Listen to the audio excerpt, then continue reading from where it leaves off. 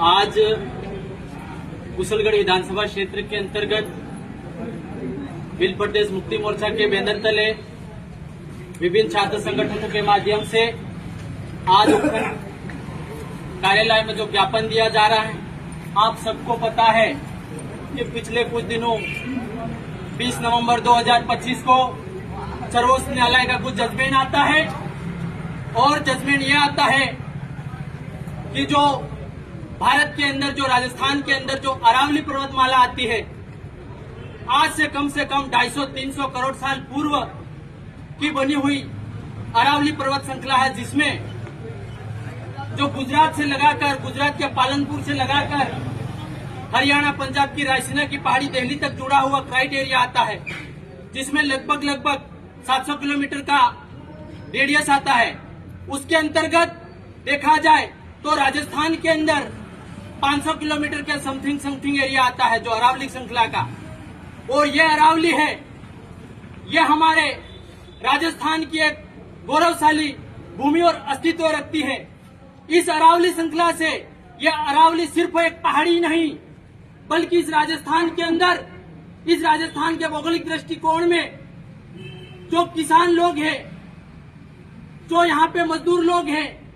जो यहाँ उद्योगपति लोग हैं, जो शहर हैं, और भौगोलिक दृष्टिकोण से इतना इसका जो सामरिक केंद्र है, वो हमारे लिए कहीं न कहीं एक बहुत फायदेमंद वाली चीज है। इस चीज से, इस अरावली से हमको जलवायु, पानी,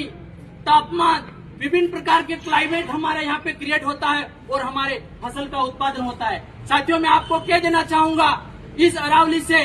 सिर्फ रेगिस्तान को ही नहीं रोका जाता है, बल्कि प्री मानसून होने वाला बारिश जो बंगाल की खाड़ी से उत्पन्न होता है, वो बारिश की पहली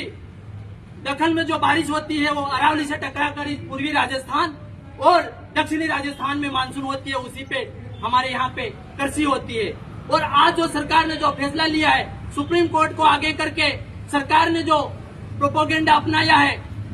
कहीं न कहीं ये प्रोपोगेंडा अपनाया है, वो हमारे यहाँ की जो पहाड़ी है, यहाँ के जो लोग हैं निवास करने वालों, इनके साथ षड्यंत्र और धोखेबाज जैसा काम किया है। इन लोगों ने न सिर्फ अरावली का जजमेंट लाकर, बल्कि भूमाफियों और खनन विभाग को फैक्ट्रियों के रूप में देना चाहती है सरकारें। आपको मैं कह देना चाहता हूँ, जो जमीन सरकारी है वो जमीन हमारी है आज की तारीख में, लेकिन सरकार क्या कर रही है, हमारी जमीन जो आज भी छोटे मोटे जो पहाड़ है, अरावली की जो उप श्रेणियां हैं, शाखाएं हैं, उन शाखाओं को वर्ल्ड बैंक द्वारा ऋण लेकर वर्ल्ड बैंक को बेचना चाहती है। लेकिन हम ये कह देना चाहते हैं, सरकार को चेताना चाहते हैं कि राजस्थान ही नहीं, बल्कि भारत के अंदर जो अनुसूचित क्षेत्र के अंतर्गत हो, चाहे क्षेत्र सामान्य वर्ग का क्षेत्र हो, तमाम कंधे से कंधा मिलाकर अरावली श्रृंखला का जो जजमेंट आया है, उसको निरस्त करने के लिए लड़ेंगे। मैं आपको कह देना चाहता हूँ, अभी हम जो ज्ञापन देंगे वो एक तो मुख्यमंत्री साहब को देंगे, उपराष्ट्रपति, राष्ट्रपति और हमारे राजस्थान के राज्यपाल महोदय को मार्फत